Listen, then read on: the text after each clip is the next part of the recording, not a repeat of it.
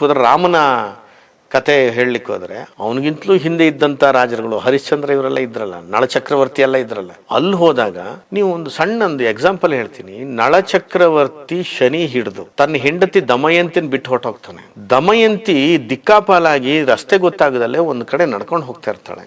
ಋತುಪರ್ಣನ ಆಸ್ಥಾನಗಳೆಲ್ಲ ಹೋಗಿ ನಳ ಸೇರ್ಕೋತಾನೆ. ಇವಳು ಒಂದು ರಾಜರ ಆಸ್ಥಾನಕ್ಕೆ ಗೊತ್ತಿರಲ್ಲ ಅವಳಿಗೆ, ಹೋಗ್ತಿರ್ತಾಳೆ.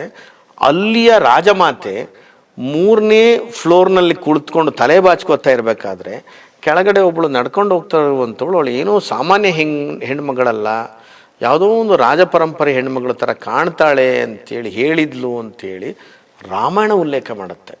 ಇದು ಕಥೆನ ಬಿಟ್ಬಿಡೋಣ, 3ನೇ ಫ್ಲೋರ್ ಅಂತ ಹೇಳುತ್ತಲ್ಲ. ಹಾಗಿದ್ಮೇಲೆ ನಳಚಕ್ರವರ್ತಿ ಕಾಲದಲ್ಲಿ ಈ ದೇಶದಲ್ಲಿ 3ನೇ ಅಂತಸ್ತಿನ ಮನೆ ಕಟ್ತಕ್ಕಂಥ ಟೆಕ್ನಾಲಜಿ ಈ ದೇಶದಲ್ಲಿ ಇದೆ ಅಂತ ಒಪ್ಕೋಬೇಕಾ ನಾವು?